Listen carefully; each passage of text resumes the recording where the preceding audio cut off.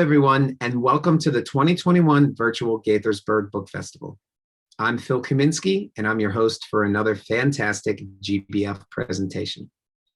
Before we get started, I'd like to ask you to please support today's authors by purchasing their books from our wonderful bookseller partner, Politics and Prose, one of America's premier independent bookstores. You'll find purchase links in the presentation description. Given all we've been through over this past year, it's so important to support local jobs and the local economy. I'd also like to extend a big thank you to our 2021 featured sponsor, the David and Michael Blair Family Foundation, for all of their generous support. Okay, let's get started. Today, we have an amazingly creative panel of writers to share their stories of heroic quests featuring strong and creative girls crushing gigantic pythons, standing up to bullies, and escaping mysterious phantoms.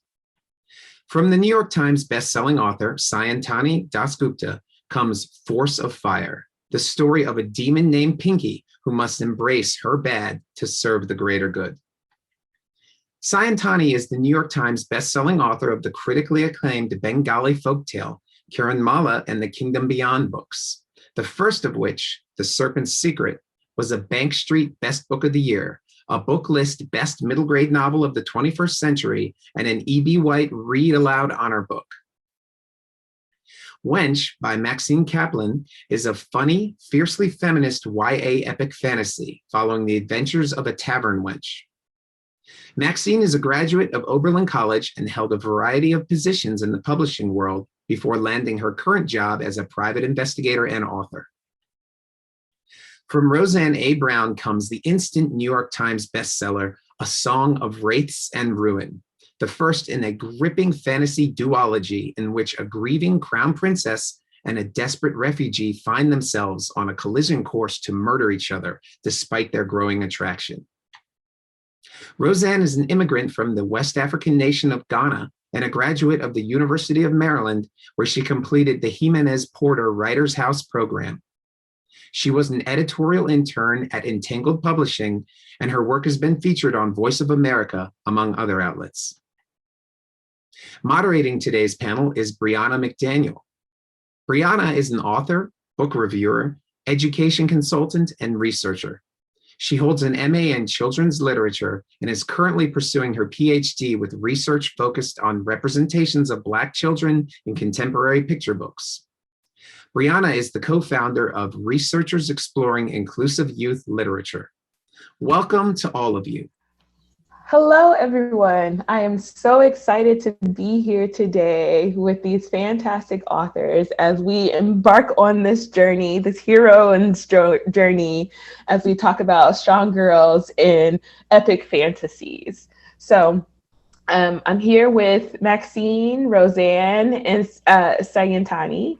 And I am so excited to be able to talk about your books and learn more about how you develop these characters, where you see the landscape of fantasy kind of moving as we move forward in various ways within the industry.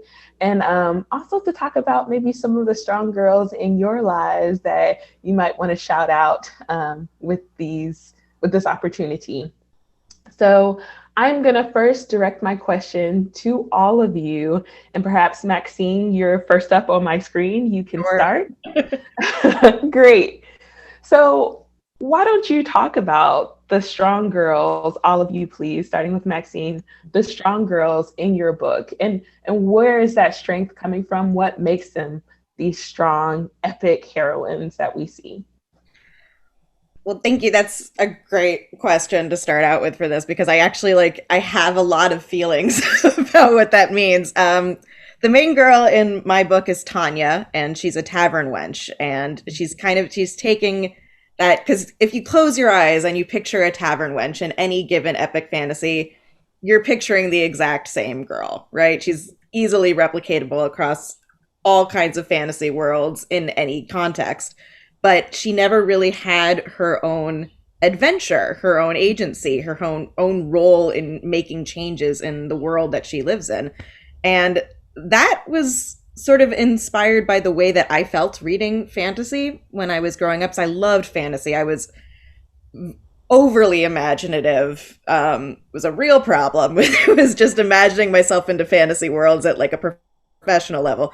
And I never saw anybody who I could just picture myself as being in their adventure without having to change something about myself, you know, having to be fantastically athletically gifted or chosen in my blood or somehow like magically touched, you know, the heir to some strange power that they didn't know.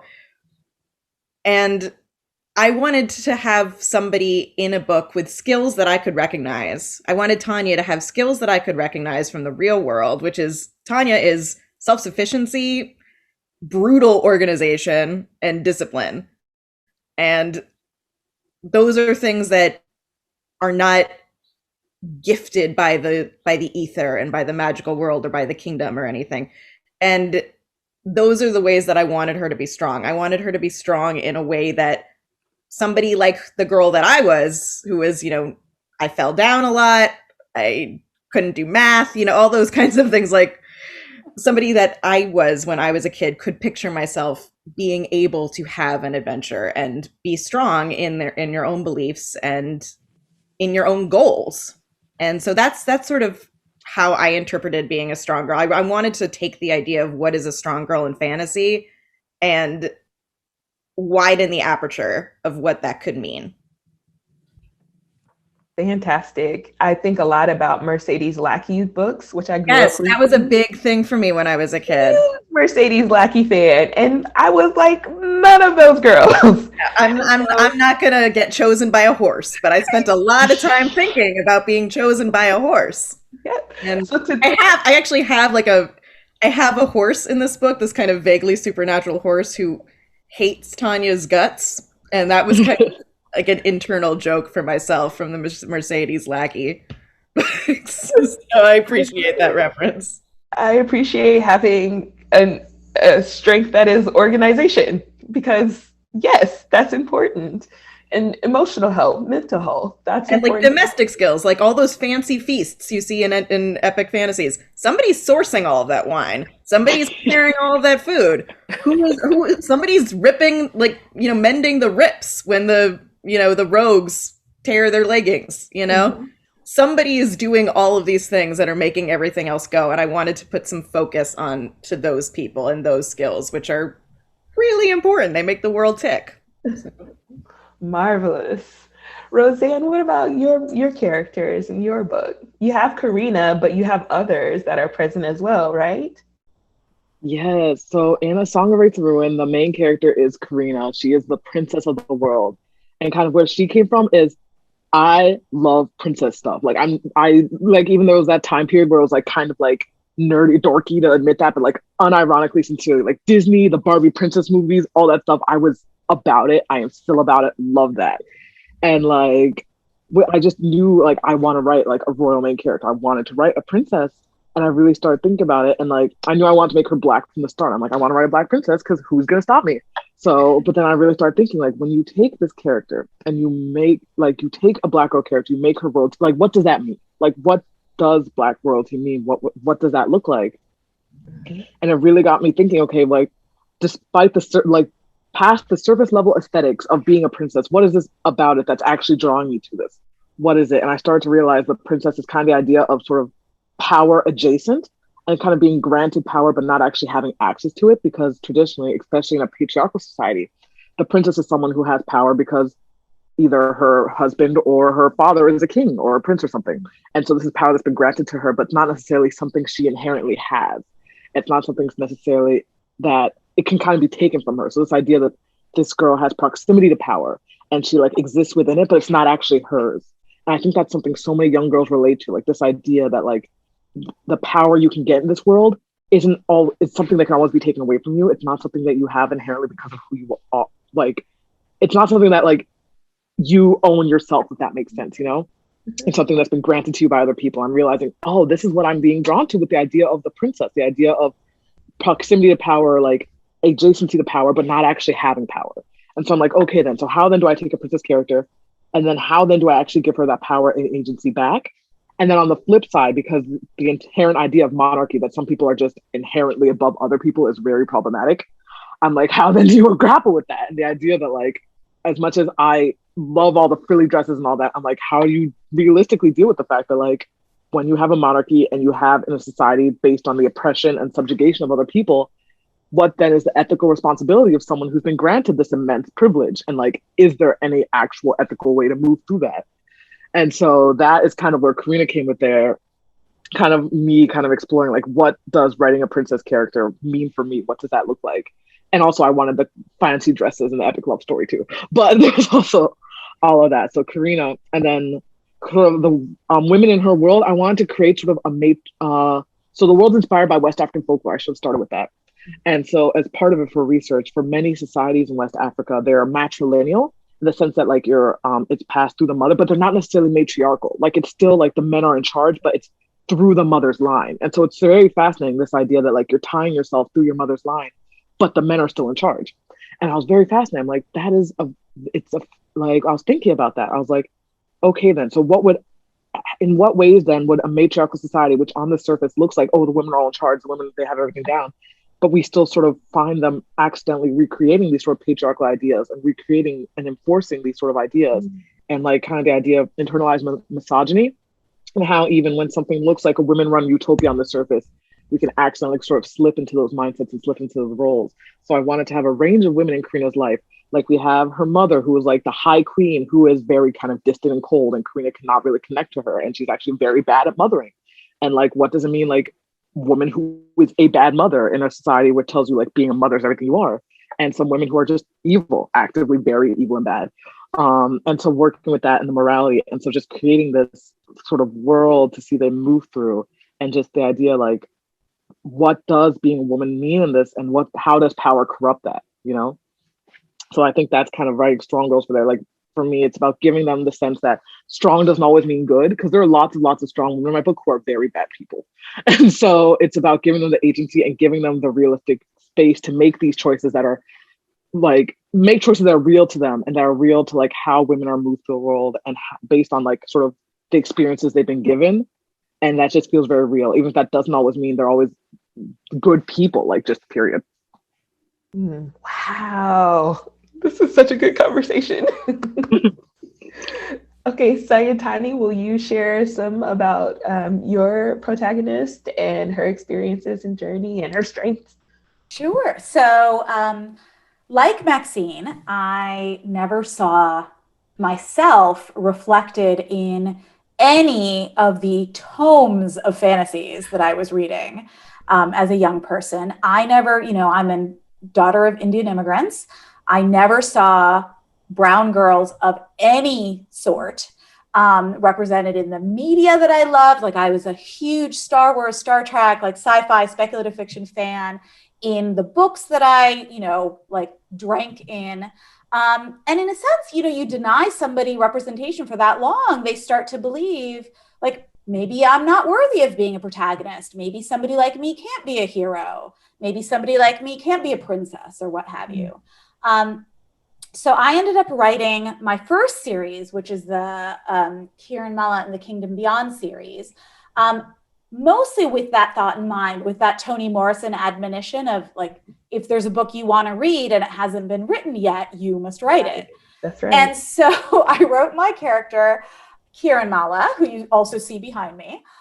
She is the kurta and combat boot wearing, sassy New Jersey teenager who thinks that all of her parents' stories about how she's really a princess, right, like Roseanne, are actually nonsense, right? Her parents stuff her with love and food and stories, and all of their stories are about how she's really this princess from another dimension, and she just thinks it's nonsense until she discovers, oops, it's actually true. And so I ended up embracing the princess trope, but also debunking it in a sense that Kiranmala is actually somebody who like doesn't like all the stereotypical princessy things. Pink is her least favorite color. She doesn't like frills, right? The whole thing. And she realizes that actually being a princess is about none of those things. It's about embracing who she really is. And then, her journey really becomes about, yes, adventure and friendship, and, saving her parents in the first book. But ultimately, her adventure is about embracing all the parts of herself and really going on a journey to love all the kind of varied parts of her identity, and to realizing that those stories that her parents told her, the series is based on the Bengali folktales that my own grandmother told me. So Kiranmala's journey, like mine, was about realizing that those stories, those cultural stories that we're fed, are kind of like a roadmap to our own strength and to our own identity. And so she ends up realizing that not only, were her parents' stories about her being a princess true, but they were a big source of her, a big way, a map for her to tap into her own strength. Mm-hmm. And then my most recent novel, set, not out yet, coming out June 1st, set in the same universe, it's a standalone middle grade, is about the character who is an adult in the Kiranmala series. So it's about Pinky, the fire Rakhoshi, who is, unlike Kiranmala, not a New Jersey sassy teenager, but rather a sassy, otherworldly, magical fire demoness, as one is. And her journey is, she knows she's strong. Her journey is about actually discovering that she doesn't have to stand alone.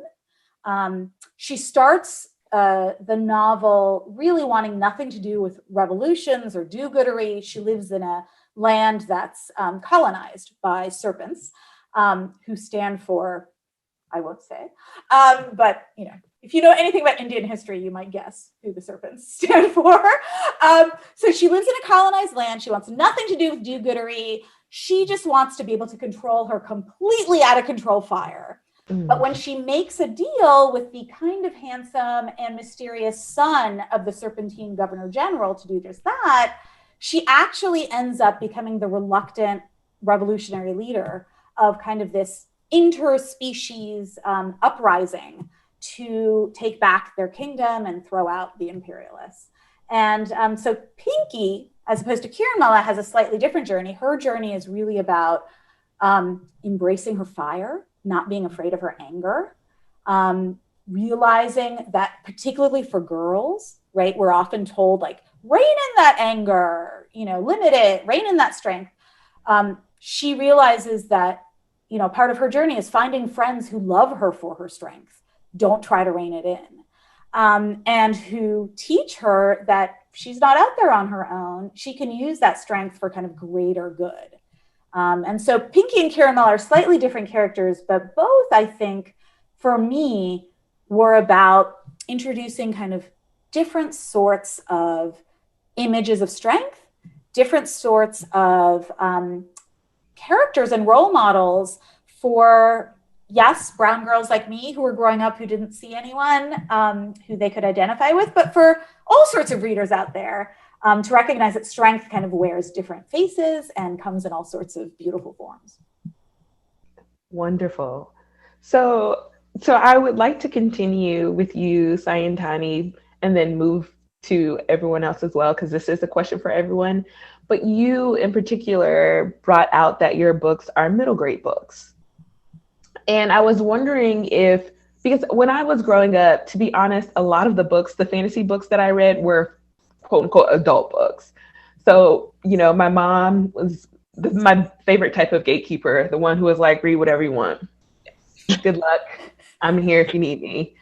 But so Mercedes Lackey probably wasn't what she imagined a 13-year-old reading. But honestly, that was, there was Tamara Pierce. I was really into Acorna. Did anybody else read the Acorna books? I forget who that author is, but it's basically about a unicorn girl. She's a girl, but she has a unicorn. It doesn't matter. It was great. But these were not necessarily books for children. And so now I'm in a space where I'm seeing middle grade novels. I'm seeing young adult novels. I'm even seeing, picture books that speak to the dark fantastic in the definition of Ebony Elizabeth Thomas. Even my book, Impossible Moon, is about a little girl who imagines herself journeying through the constellations who are Afrocentric inspired in order to touch the moon and save her grandmother. Like, I couldn't have imagined myself doing a picture book like that when I was younger. So what pushed you to write for these age group? What pushed you to make sure that there are stories with these strong characters for kids across a spectrum of ages, so that now my kids growing up, my nibblings, my nieces and nephews, can access these stories and still, go to Mercedes Lackey if they want to, but like they have stories for them now. So there's a question in there somewhere.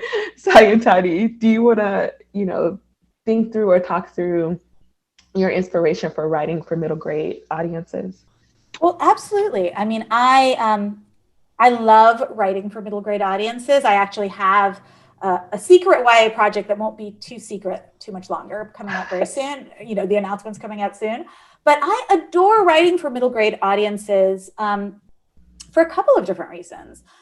Probably I picked up my reading pace probably around the time I was an 8 to 12-year-old. That was kind of my golden age of reading. That was when I was just, reading everything I could get my hands on prior to the pressures of, let's say, high school, where I was still reading everything I could get my hands on. But really, as an 8 to 12-year-old, I was reading a lot, and I was reading a lot that was not meant for me. I was a big, Hobbit, Lord of the Rings fan. I was watching these films that were clearly not meant for me, about adults in space doing things.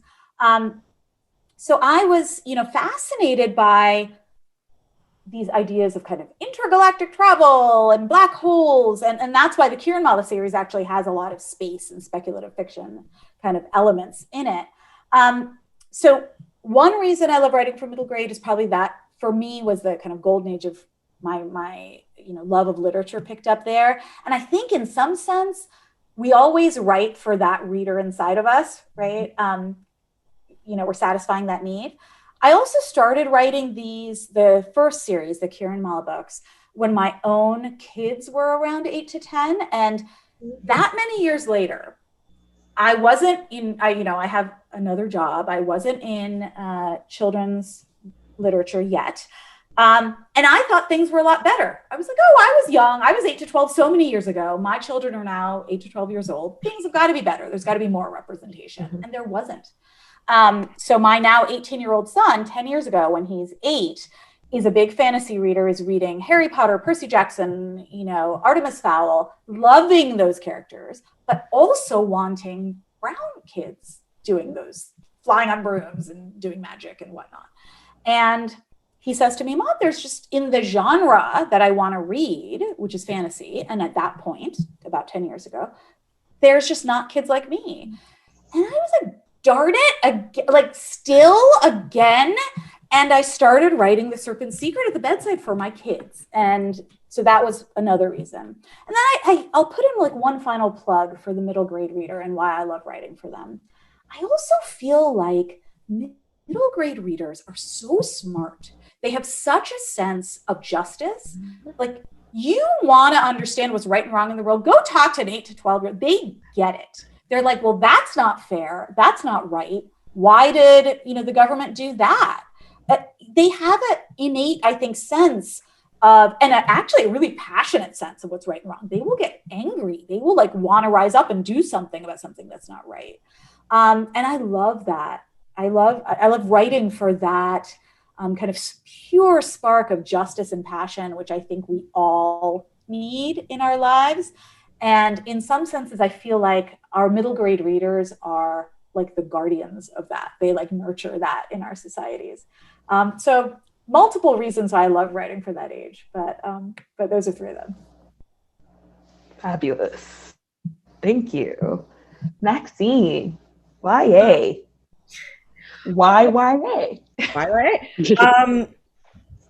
I also whenever I found characters that were actually from that perspective of that age group when I was a kid, I would just fall for them immediately. But again, never found myself. But sort of the way you said, a plug for middle grade readers, which I feel is the same for middle grade readers and YA readers. There's a certain flexibility in how those readers approach story, that when you're thinking about what you want to write and the kinds of stories you want to tell and all the things you want to pull into it, I at least feel that there's a certain elasticity allowed when writing for teens and for middle grade readers. And I'm working on a middle grade thing now too, that I guess is technically a secret project so far, but hopefully not secret soon. But there's a certain elasticity in the kinds of stories you're allowed to tell and the things that you're allowed to pull in, like the way that you said for your book, how you have these kinds of speculative sci-fi elements in this like in adult books, it's a little bit more, adult readers expect things to be a little bit more regimented. You know, if they're reading one genre, they expect it to be that genre. I mean, there's obviously, you're going to find exceptions and all sorts of things, but I like the way that Michael Chabon is often considered spec fic or literary fiction, and YA is such an amorphous term. I always say that if YA was a real thing, when Stephen King published his first novel, Carrie's getting shelved on the YA section. He's a YA horror writer. Like, that's how that would have gone.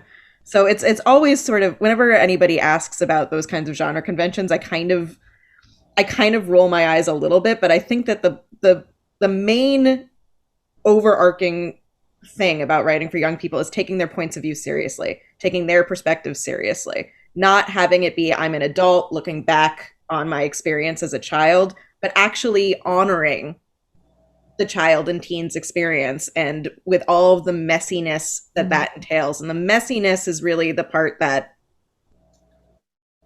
I don't want to say it appeals to me as a writer, but it gets into me as a writer. Like, those are the parts that I stress about, but also the parts where I feel like I've done the best job when I've managed to communicate that kind of messiness of your brain and your heart and just like your sense memory and how you're experiencing the world. When I'm able to communicate that messiness, I feel like I've done my job in writing for kids, because I feel like, and especially for me, I mean, I still suffer from anxiety disorders and depression, and I did when I was a kid, but especially when you're a girl, sometimes you don't get diagnosed with that kind of stuff until way later. So I just, I thought there was something very, very wrong with me for a lot of the time when I was a kid. And it's hard to read books even about kids your age and have that messiness not represented, because you're like, well, I'm really wrong now. So that's sort of what I shoot for when writing for that age group, is communicating the messiness and also taking advantage of the sense of fun that they have with story and the sense of freedom that they have with story. And, they'll accept you can have an interdimensional fire demon. They'll just be like, yep, absolutely, continue, keep going. And and I love that about that age group and readers. It speaks to me. Thank you. Roseanne. Gosh, y'all said all the good stuff. I'm like, what do I have to add? I'm like, I guess the only, and I feel for both of those, for the middle grade and YA answer, because I'm also working my first middle grade. I'm definitely learning a lot, like sort of the differences between them, but I'm going to focus on YA here. I guess the only thing I really have to add to that is one of the things I think I love so much about YA is existing in that space between child and adult, and like how it's such a very brief amount of time. Like, it's maybe 5 to 7 years ish of your life, but it defines so much of the decades that come after. And then really, really getting a lot of those first. And not that these things don't happen to younger people, younger readers, but just, I think there's just so much that happens in that adolescent phase. And like, YA gets a lot of flack for like, oh, it's all focused on first heartbreak, first boyfriend, girlfriend, first partner, like that type of thing. Like, yes, but it's also like the first time you truly realize like you're probably going to outlive your parents. Like, that first moment you realize that. Or the first time like someone in a position of authority really lets you down. Like the first time, like Sayantani said, like younger readers are questioning those institutions they've grown up with. And then the teenagers, they're the ones, the first time you actually really get to challenge those institutions and finally get to really do something that you take those thoughts you've been having since you're younger and really put them into action. And I think I just love that so much, like really stepping into, and it's something a lot of us adults tend to take for granted, because we'll look back on like our embarrassing high school phases and like the embarrassing trends we were into, and we forget that how wonderful it felt at that time to like really be dressing yourself for the first time, to really be putting on clothes that match the way you want to express yourself, your gender identity, your any part of like you that was being sort of decided for you as a child, and just being able to really write books that just sort of incorporate that, even in a second world fantasy like my book is, but just really getting to put that out there and really show and hone in on that time period and that phase for these characters. There's something just so joyous about that, even in the sad books and like the books that make you cry and scream and send angry emails to authors. Like, I think there's just something so very joyful about YA, and just the idea that unless your character is dead at the end, this is like, it's still only a beginning, you know? Like, there's something inherently hopeful that even if your character is miserable by the end of the book and just awfully sad and everything's wrong, their life is still just beginning. And like, no matter how bad you felt at 17, it's like, there's still more coming, you know? And I think that's just something I really, really love about writing within that age group and for that age group. Awesome.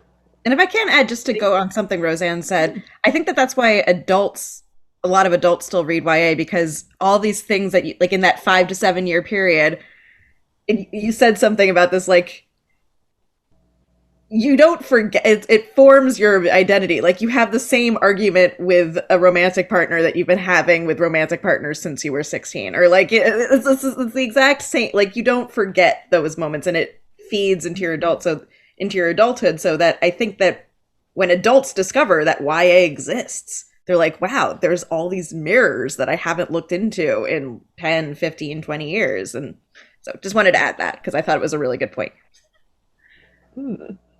Thank you.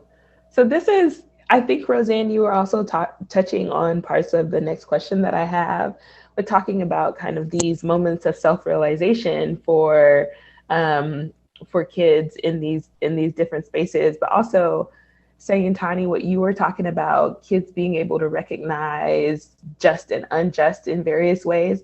I think all of the characters in all of your books are having these conversations with themselves and with other characters. I think I'm so excited to read your new book, Sayantani, sorry, because this idea of revolution that Pinky is pushing out is really, it touches me, because we do see young people kind of rising up to become the revolution that is televised or not televised, that's on Facebook or TikTok. So could you all talk to the way that you bring out these social issues and your strong girls addressing different social issues in your book or in your books, and how you kind of, you've managed to bring in these themes, but also have very directed response, I think, from your characters. Like, they don't shy away from engaging with displacement or occupation of ruling political parties and that sort of thing. You don't shy away from those conversations. So Roseanne, if you'll get us started, I would love to hear. Sure, definitely. And that's definitely something that was on the forefront of my mind with Wraiths, because one of the things, so obviously Korea's a princess, and one of the things about the book is that her family won they won the monarchy through like this war and the subjugation, and this realization that like, oh, this very gilded, cute lifestyle was built on something very bad.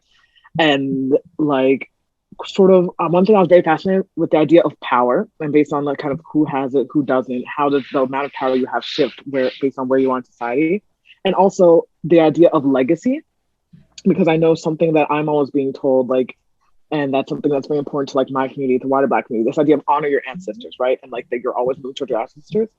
But then what do you do then when your ancestors did objectively bad things, or like they did things that you are not morally okay with, things that you benefited from, and they got power through very heinous means? Like, how then do you honor that? How then do you honor these people that, like, if I wasn't related to you, I would not want to speak to you? And that's something Karina has to grapple with, the idea that like, she is this princess in this world. She does have this immense amount of privilege and power that she does not want to give up. She likes it, but it came through very heinous means. And how does she move forward then? How is she being told to honor these people who came before her? And they did what they were doing to give her and her like family a better life, but they also did very bad things to achieve that. And that's for so many young readers, like, this is the reality, because unfortunately, when you look back on history, you can't look back and say, oh, everything, my family line was 100% perfect. We always did everything right. Like, everything was fine. And then how then do we do that? Like, how do you move forward with that? And I'm not gonna pretend like I have the answer to this, but that was definitely something I was very sort of, I really wanted readers to sort of connect that, like seeing the way through sort of Karina and then her love interest and also the other protagonist, Malik, who he is part of the ethnic oppressed minority in this world. And that's something that, like, on the surface, it's like, oh, Princess Commoner, which is like a very common sort of trope you see in Disney movies, like Aladdin and Jasmine. Like, but at the same time, like, reality, how does that actually look? Like, when you take the princess and the commoner and you take someone who's from this ruling class and someone from an ethnic minority class, what does that actually look like trying to have an equitable romantic partnership?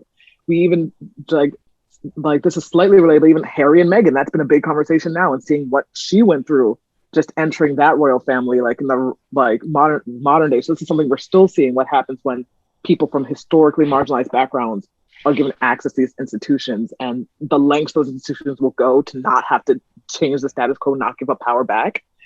And so that's definitely something, like, especially because romance, it's so important to have your characters be equitable, like a good romance, equitable partners, that emotional justice, like they have to be equals.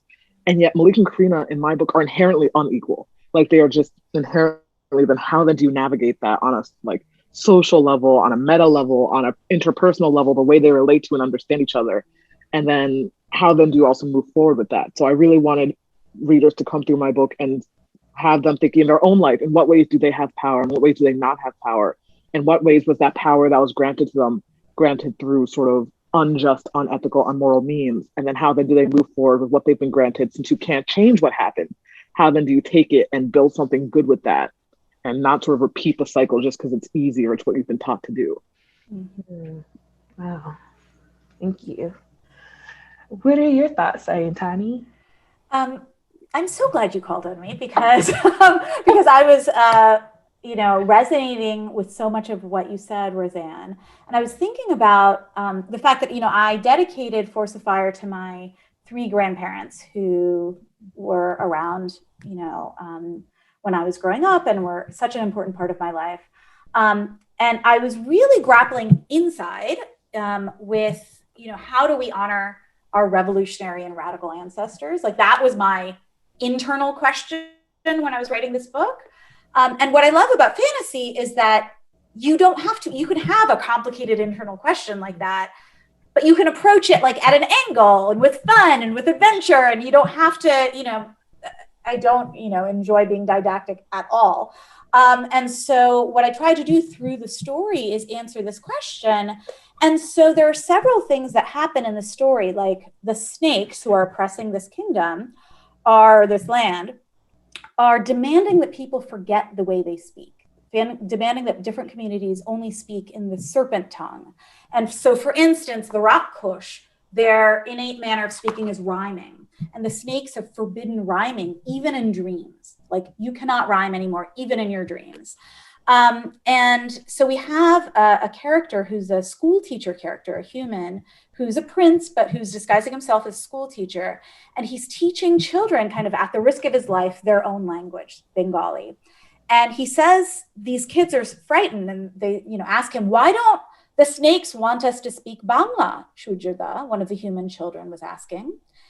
The teacher they called Brother Shuja smiled, poured some soil into the boy's hand, then closed the child's small fist with his own.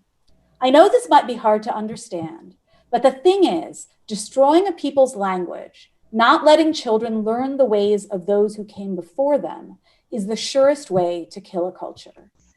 And then he goes on to say, he goes on to grapple with this issue that Roseanne was talking about, which is like our elders don't always do the right thing. He says to the children, you can even leave behind some of the beliefs of your parents that don't serve you well, but you can never forget who you are or where you come from. That is your strength. That is the source of your real power. And so in the book, I'm, grappling with, as a granddaughter of people who were involved, of grandparents and grand aunts and things who were involved in the British Revolution at very young ages, in the Indian Revolution against the British, at very young ages. My grandfather went to jail at age 15, went to a British jail at age 15 for 7 years for his part in the Chittagong Armory raid. And he passed away only a few years ago, but my mother nor I never really heard the full extent of the kind of difficulties and atrocities that he faced. But, you know, I have children who are 16 and 18. I can't imagine a 15-year-old feeling that strongly about the concept of freedom, you know, as to fight for it in that way, and then being imprisoned for it. And, you know, I feel like as the granddaughter of these sorts of people, particularly as an Asian American in this country, in some senses, our radical ancestors, their histories and their radicalism get erased and get kind of muted by the model minority myth. Like, oh, well, no, they were probably just doctors, whatever, you know, whatever, I don't know, whatever it is.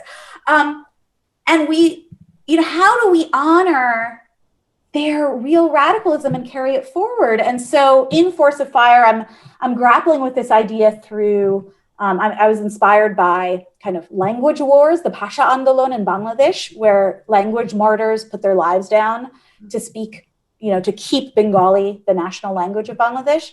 I was inspired by, you know, a very close to home issue, Native American boarding schools, which only, you know, a couple decades ago were still stealing children from communities, demanding that they only speak English, kind of erasing that linguistic history. And so many others, you know, you can name an innumerable number of other kind of struggles in this world. And the benefit of writing fantasy is that you can be inspired as an adult by all of that, but meet young folks where they are to talk about it, right? And meet young folks where they are to say, hey, I know that, you know, you're going to think this is wrong too. You know, what do we do about it? And I feel like books give kids like a safe place to work out, you know, those difficult issues. There's a lot wrong with this world. What are we going to do about it? And, you know, books are maps, right? They help us think through, like, how are we going to add our voice to the revolution? Thank you. This is so good. This is so good, because I was also thinking about Sadia Hartman and my colleague. Yeah, the conversation she has around what it is to be a stranger and her experience going to Ghana. And me and my friend were just talking about how language, it brings kinship in different ways. And then when it's taken away, even when, you know, it might not have been an expectation, but then the possibility is taken away, oh man, there's a loss that you feel that is in your heart and in your head. So anyway, let me stop. Maxine, please. Gosh, how do I follow those amazing discussions? I mean, I think I think a lot about power and political power. And part of that is I'm kind of just a news junkie and a history junkie. And so I end up thinking about it a lot. And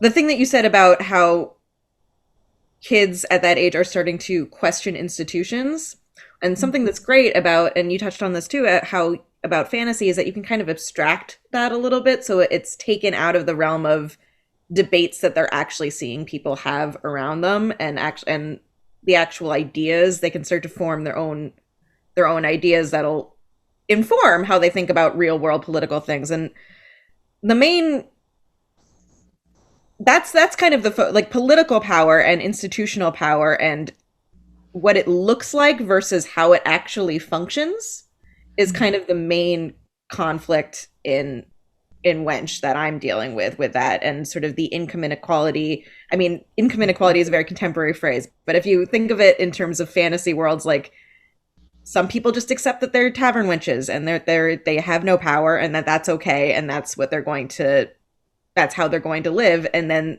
they're confronted with people who have actual power and actual insane resources and wealth, and they have to confront the fact that these people are not any different than me. These people are not somehow special. They are not deserving of this in a way that I'm not. Power structures have put them here and me there. And Tanya, whose main quest in her quest in this book is a bureaucratic error.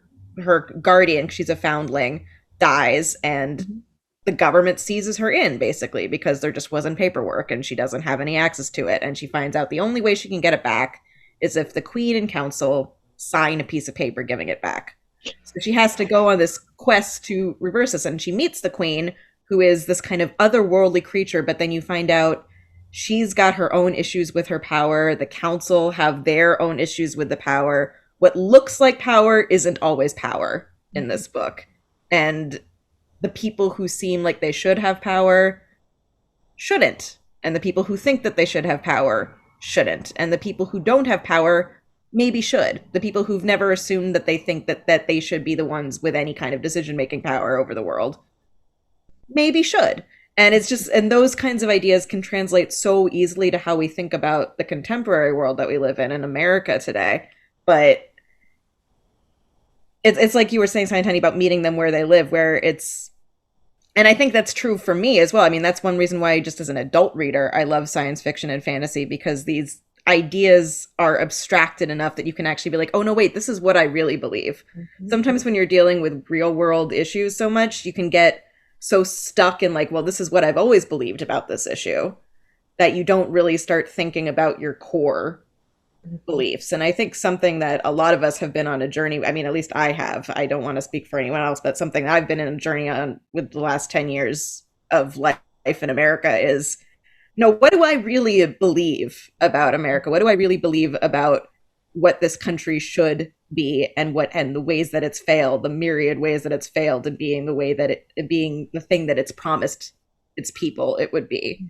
And just reconnecting with what are my core beliefs in a way that we're not actually pressed to do in real life very often, but in fiction, that's the emotional level that we're working with. So I'm babbling a little bit, but yeah, so political power and resource allocation are like the things that I really thought about with Wench, and also climate change kind of was in there a lot, just because everything relates to that now. Is the things that we're doing that affect the world. Because the magical power in Wench is kind of a new, it's sort of like in the Industrial Revolution, nobody really knows what it's doing. If you move one thing, something else happens and nobody knows what it is, because everybody is inherently amateurish, which is how I feel the industrial sector of our economy kind of grew up. Everyone was like, we'll worry about what coal does later. Right now we have trains, you know? So again, very messy, but that's the stuff I was thinking about when writing Wench. That's fantastic. I am knee deep in my dissertation right now, and I cannot wait to go back and watch this so that I can cite all of you. Can't wait to go back. I hear about your dissertation, but that can be a different conversation.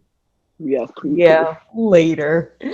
I think we're getting close to time, but I actually have kind of like two more questions, but the last one is a little bit more direct and shorter. This question, though, is about something that you all talked about at the very beginning of the conversation, which was the fact that you didn't see who you wanted to see and who you needed to see in these stories. So now that you are creating these stories, what are your hopes for continuing to close what Ebony Elizabeth Thomas has called the imagination gap? What is your hope for continuing to expand the landscape of fantasy over the next, couple of years, or hopefully the next couple of many decades that you all will be writing? And so, Maxine, do you want to start? Well, I mean, I hope to be able to contribute with characters that have more real world challenges than you see, characters with different capabilities, different, ways of dealing with anxiety and pressure and depression, and how that can affect, because fantasy takes a lot of decision, going on an adventure takes a lot of executive function, if you will. And a lot of people who really want to access that that thing that makes you feel like you could go on an adventure and you could go on a quest and you could change the world around you, are being told in the rest of their lives that they don't have what it takes to do that. So sort of redefining what these kinds of characters look like and the kinds of characters that we pay attention to in these stories, how they operate in the world, and just sort of expanding our view of that. But also, you know, just making sure that I'm supporting writers and imprints and gatekeepers that are opening up the doors to people who have not been able to have representation in this genre, or really any YA middle grade genre, and making sure that, you know, I'm standing there being like, no, publish these books, pay attention to these books, read these books, get these books in the hands of kids who need them, and even in the hands of kids who don't need them, because even if they think they don't need them, they need to see characters like this go on adventures. It's going to help everybody. It's not just the people who look like the characters in the book. Everybody needs to see characters of all kinds go on adventures and affect change in the world, because that's the only way that we're all going to be able to see each other as human beings. I don't know. Exactly. Can I answer, because I have an answer that like speaks to that? Absolutely. So I wrote the Kiranmala books for 12-year-old me, for 12-year-old my son and daughter, right? I wrote it for the mirror function, right? For the, like, it's hard to be what you can't see. I wrote it so that my kids, brown kids, could see themselves being heroic and awesome and saving the multiverse. But I end up publishing these books. I go to these wonderful school visits. And what happens? Yes, immigrant kids or kids who identify with Kiranmala for other reasons come up to me. They're so excited about the books. I recognize that food. I recognize that word. I call my mom that same thing, whatever it is, right? But a bunch of kids who look nothing like Kiranmala and have no similarity to Kiranmala, ostensibly, right? Run up to me. A gaggle of blonde boys run up to me. I love Kiranmala. She's hilarious. And then the demon made the joke about the snot, and then the adventure, and then the riddle and the thing. And what's happening? There's something really radical is happening there. Suddenly, it's not a big deal to have this brown girl be your favorite adventure heroine, your favorite leader, your favorite protagonist. We're expanding imagination in ways that we didn't even anticipate, right? I mean, I didn't anticipate that going in. I had a mirror function idea. I wanted to represent Kiranmala for me and for my children. And then I realized, wait a minute, we're doing something much more. Like there's something much more important being opened up as well. And windows. Yep, absolutely. Yes. So, and just to give, not to quote without referencing, so that's Dr. Rudine Sims Bishop, who wrote the classic Mirrors, Windows, and Sliding Glass Doors, who's Professor Emeritus from OSU, whose work we're referencing there. Mm-hmm. And what is fantastic, and really what I'm so glad to hear from this conversation, is that fantasy can do a lot of the good work of opening the sliding glass doors, because when you create a portal that kids see and recognize and are like, okay, well, I think it's okay for me to go into that portal and jump into this multiverse, that I think the realization of one book being able to be a mirror and a window and a sliding glass door all at the same time is just marvelous. Roseanne, what do you think? Okay. So I guess for me, I'll agree with all of that. Those are such wonderful points. I wish I'm taking notes.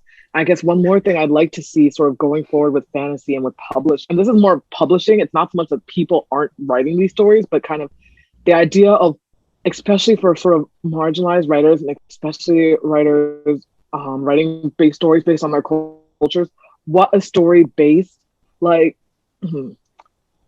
sorry, let me rephrase this. What stories from authors from marginalized backgrounds are meant to look like? Because there's been a big conversation among lots of like Black authors right now, sort of like there's been a huge boom in sort of Black author fantasy, which, and I say huge boom in quotes here because like there's still not that many books comparatively to how many white author fantasies there are, but it looks, compared to the past, there's more, right?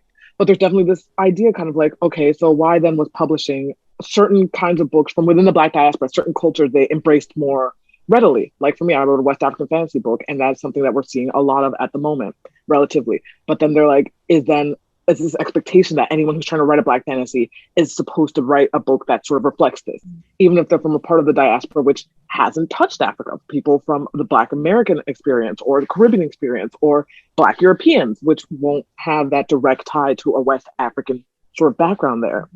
And so there's definitely been a lot of talking about, people are sort of expecting like, oh, but you wrote like a Black fantasy, but it doesn't reflect this cultural thing we were looking for, so it must not be authentic, right?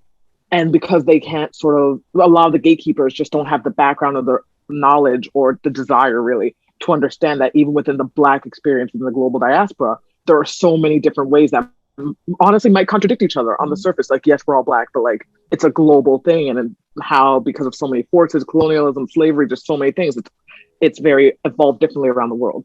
And I'm just sort of using Black specifically here because that's what I know, but I know other groups have been having this conversation as well. Definitely, I know lots of queer writers have been talking about the idea of the queer story and like what people are looking for. And there's definitely this feeling like I need to write a certain kind of book, and especially the idea of the trauma book, the issue book. Like I need to write a book that's mining my trauma tied to this identity for publishing, for the gatekeepers to want it, and how that is very just on every level bad for the readers, for the writers, for everyone. And so I really like to get to a place where we're not having these conversations simply because there's not the one type of story that is getting out there, that is getting celebrated, that is getting all the awards on the list, that's getting all this. And this idea that let's say the first book that, and I say first in quotes again, it's the first that my mainstream people might be aware of, but like the first book that comes forward is not necessarily the one that's defining. Every other writer from that background like has to be fit into that mold. You know, I think it was Dr. Chimamanda Adichie who said this, the idea of the peril of the single story, like kind of avoiding that. And so that's definitely something I like to see going forward, publishing really not limiting its marginalized writers and in the way that they present their stories, even if it contradicts other marginalized writers from that same background, understanding that that's still real and it's still authentic and still sincere to the way they experience that background. Awesome. This was good. This was chicken noodle soup for the soul. I appreciate this conversation so much. So I want to say thank you very much, Maxine, Roseanne, Sayantani. I appreciate this opportunity to speak with you and to learn from you and to converse with you. I think we're at time, but I think it would be really great if, as we head out, maybe we can give an opportunity to shout out some of the real life strong girls that we are inspired by. So I'll go first. I would like to shout out Dr. Melanie Ramdarshan Bold, and also Poranita Shetty, and also Rita Fire. Those are some of my colleagues and some of the best friends that I've made throughout my academic journey and my creative journey. And so shout out my strong girls. Maxine, do you want to go next? Sure. Thank you.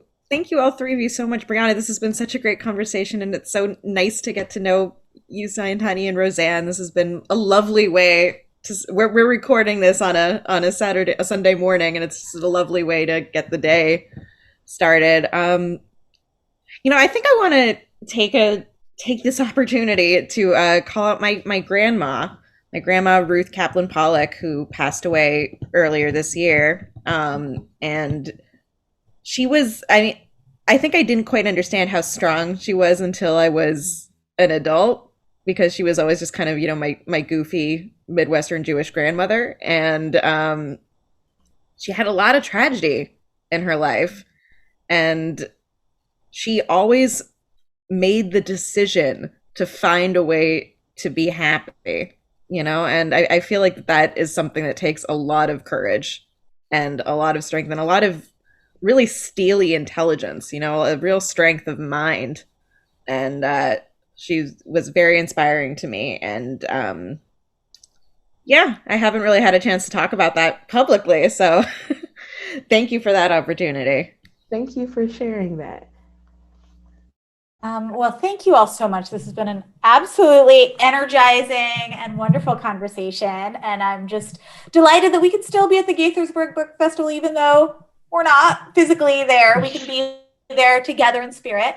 I'm going to shout out my own mother, Shamita DasGupta, who's is one of the original kind of South Asian immigrant activists who created anti-violence feminist organization, who's still kind of one of the most radical thinkers in my life, who I know, and who is kind of the first person who taught me that, you know, our struggle is where we stand. And if where you stand is in the beautiful world of literature, then make sure that you're fighting for justice, even in every word and every page. So yeah, I'm shouting out my mommy.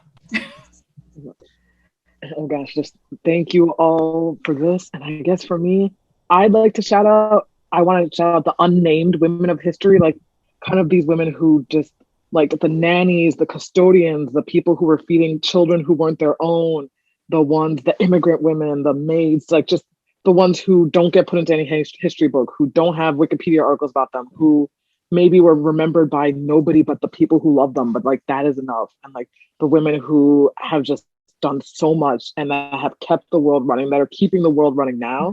And even if they quote unquote never done anything worth remembering, but the fact that they existed and that they showed up and that they spread their love and they spread their light there, because those are the women like who have done so much for me and who have made sure that I am able to be where I am. Like just those unnamed women, like that is who I want to shout out, like all of them. Thank you so much. Thank you, thank you, thank you. I appreciate your time. I appreciate your energy. And thank you. Should we do one last thing? Usually when we end these panels, like where people can find us if they just want to. Like, oh yes, I'm so sorry. Yeah, no problem. Will you all also share with us where people can find out more about your books and find out more about what's happening, where you're going to be, maybe virtually with your next stops? Yeah, I have, my website is MaxineKaplanBooks.com, and I'm on Twitter and Instagram at Maxine G. Kaplan, and I do have a couple of library events coming up that I'll post up there, and I'm really excited about them. It's there's one with Joan Hay and Janella Angelis that I'm really excited about, and one with Kit Frick and Cameron Garrett and Nika Risi and Julia Lynn Rubin. So I'll be posting those, and those will happen in the next month or so. And yeah, this has been so lovely. Thank you. And so so I can be found, my website's roseanneabrown.com, but I'm usually on Twitter and Instagram, same handle, at Rosie's Rambles. That's ROSIES Rambles, because Rosie Rambles was taken. So make sure you have that S in there. As for what's coming up next for me is the sequel to A Song of Wraiths and Ruin, is A Psalm of Storms and Silence, and it's out on November 2nd. And I also have a graphic novel with Marvel that's going to be out early 2022 based on Black Panther, Shuri, and T'Challa when they're younger. And then late 2022, I have my middle grade debut, Serwa Boating's Guide to Vampire Hunting, which is about a bunch of preteen vampire hunters living in Maryland. And it's out with Rick Riordan Presents next fall. Awesome. Thank you. So yes, Force of Fire, which is my next book, is out June 1st. And I have a number of other books coming out in the Kiranmala universe in the next couple of years, as well as 2 yet secret YAs. I can be found at sayantani.dasgupta.com/writer if you just want to go to my writing things, because I also do other academic things. But if you go to sayantani.dasgupta.com, you'll find it. You'll find me. And on Twitter, I'm Sayantani16. On Instagram, I am Princess Kiranmala. That's awesome. Thank you all so much. Oh, I guess maybe I should do mine. So you can find me on Instagram at BreMac Books, BREMAC Books. And then my website is briannamcdaniel.com.